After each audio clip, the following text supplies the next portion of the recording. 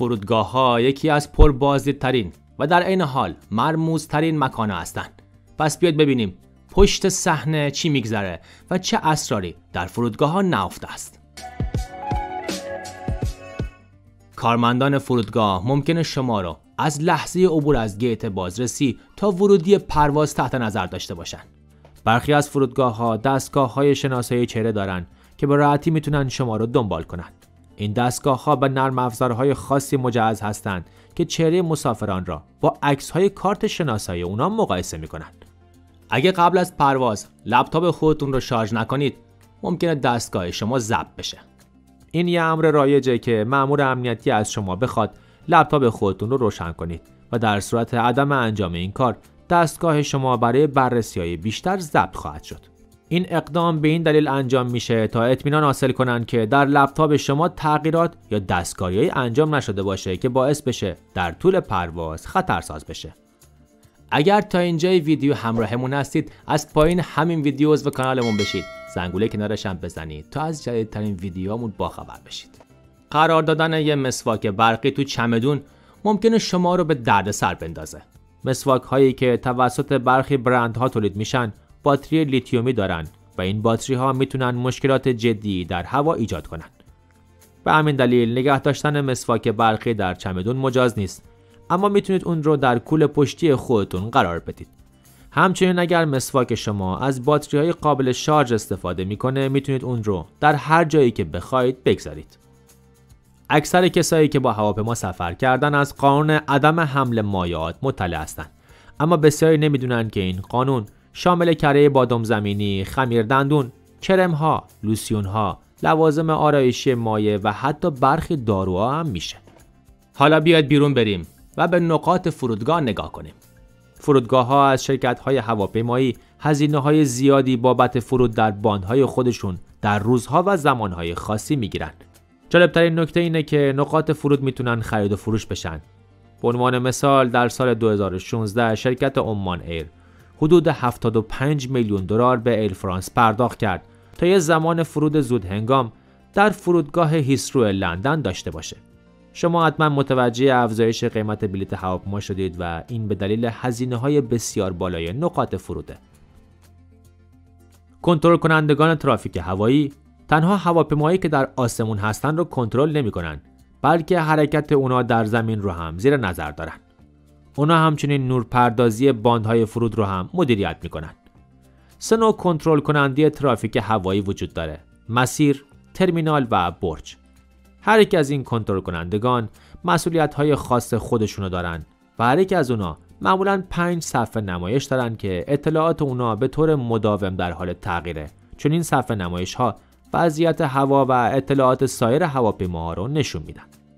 همونطوری که میدونید گاهی اوقات به ایستگاه بازرسی امنیتی میرید و یه لحظه متوجه میشید که یه چیز ممنوعه دارید که نمیتونید تو کوله پشتیتون حمل کنید. همونطور که میدونید گاهی اوقات به ایستگاه بازرسی امنیتی میرید و ناگهان متوجه میشید که چیزی ممنوعه دارید که نمیتونید در کوله پشتیتون حمل کنید. اما نگران نباشید، همه چیزهایی که در بازرسی پیش از پرواز ضبط میشن میتونن برای مدت 3 ماه در فرودگاه نگهداری بشن.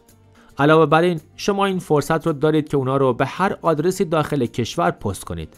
اشیایی که توسط امنیت فرودگاه ضبط شده و تحویل داده نشدن ممکنه در حراجی‌های ویژه فروخته بشن و به سراسر جهان ارسال بشن.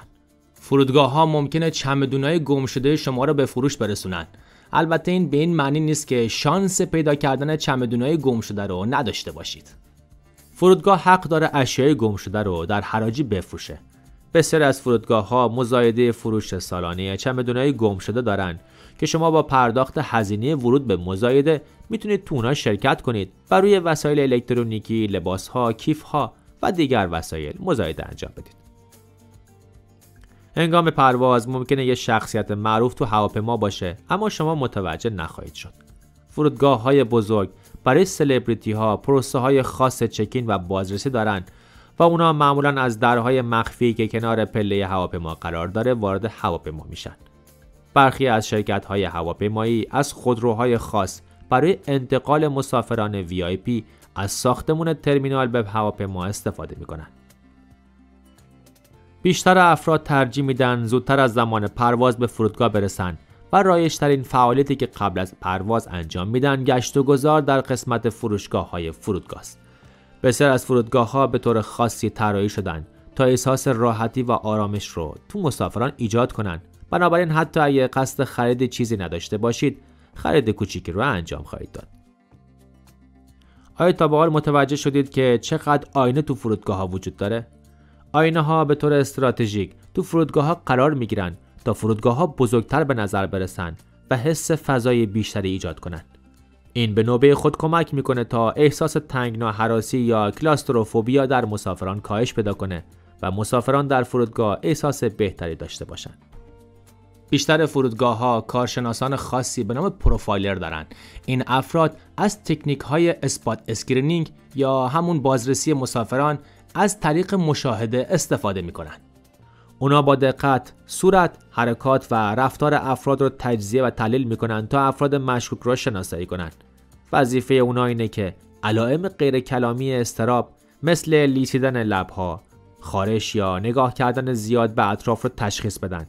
اگه یه پروفایلر متوجه بشه که فردی به طور عجیب و غریب یا غیر عادی رفتار میکنه، ممکنه اون رو برای بازرسی دعوت کنه تا درباره اون بیشتر بپرسن و به شک‌های خودشون رسیدگی کنن. پروفایلرها هم در سالن‌های اصلی و هم در کنترل گذرنامه کار میکنن و معمولاً سوالی که از مسافران میپرسن اینه که هدف شما از سفر چیه؟ سپس واکنش فرد به این سوال رو بررسی میکنن. یکی از روش‌ها برای بررسی محتویات چمدونا علاوه بر اسکن اینه که با کمک یک سگ ویژه که قادر به شناسایی مواد شیمیایی خطرناک چمدونا بازرسی میشن. بینی سگ‌ها به طور قابل توجهی قوی‌تر از بینی انسانه.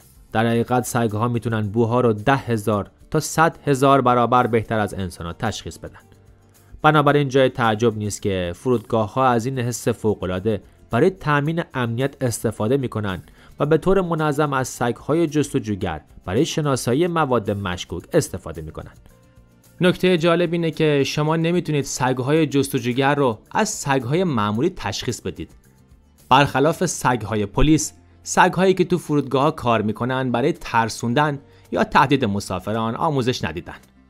محبوب‌ترین نژادهای سگ‌های جستجوگر شامل روتوایلر و لابرادور هستند.